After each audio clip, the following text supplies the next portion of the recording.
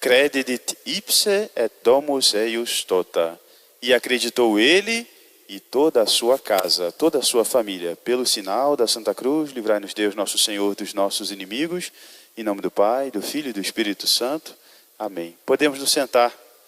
Prezadas religiosas, caríssimos irmãos e irmãs. Algumas palavras, breves palavras, sobre a liturgia do dia de hoje. Nós sabemos bem o tempo de Pentecostes, o tempo depois de Pentecostes, é o tempo da igreja. É o tempo que a igreja vem fazer-nos as admoestações de que nós estejamos preparados para a segunda vinda de nosso Senhor Jesus Cristo. Que nós nos preparemos com um olhar de eternidade, com dimensão de eternidade, para que nós estejamos prontos, com as velas acesas nas nossas mãos, com os nossos rins cingidos, cajado também na nossa mão, para nós estarmos prontos para nós fazermos a viagem de encontro com nosso Senhor Jesus Cristo, que preparou para nós um santo lugar.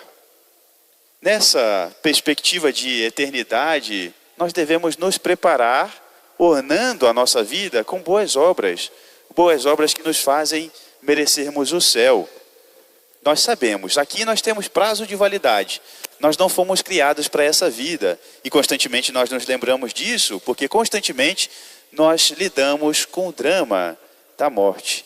Os nossos entes queridos partem, nós vemos as pessoas, renderem a sua alma, o seu espírito a Deus, e nós rezamos para que elas encontrem com o nosso Divino Redentor na eternidade. E isso nos lembra, nós também passaremos. Por isso é que São Paulo, na epístola de hoje, diz para nós e nos exorta que nós não sejamos imprudentes, mas que nós reflitamos, que nós ponhamos a mão na nossa consciência e nós nos lembremos, nós também passaremos. Os dias presentes, diz ele, são maus.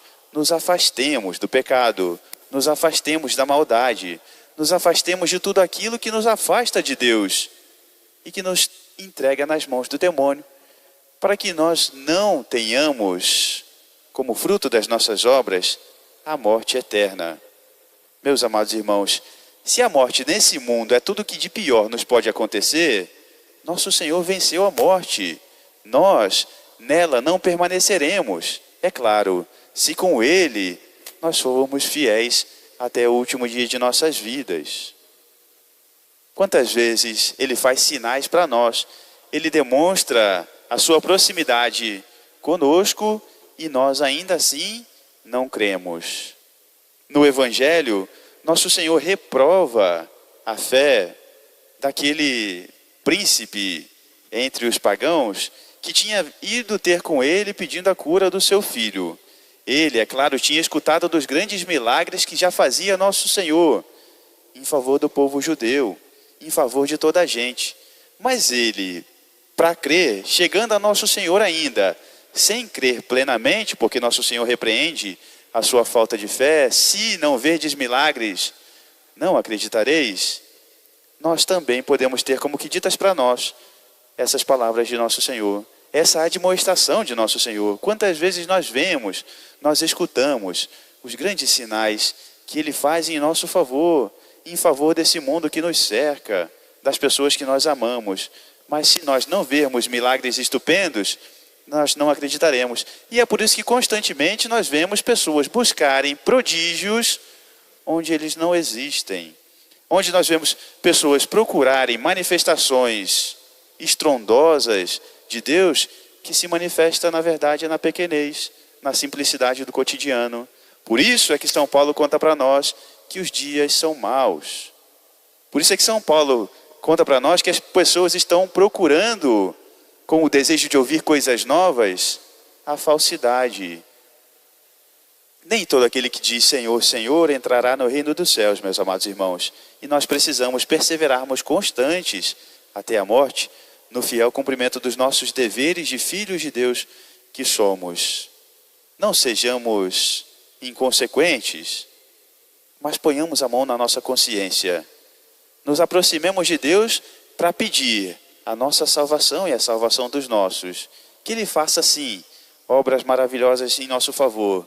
Mas a maior delas é a nossa santificação, a nossa salvação. Que nós sejamos fiéis E assim, meus amados irmãos, nós e também a nossa família, creia na vontade de Deus. Assim também nós, como aquele homem do Evangelho, vendo o seu filho curado, creu ele e toda a sua casa, todos os seus familiares, assim também nós levemos a fé para os nossos.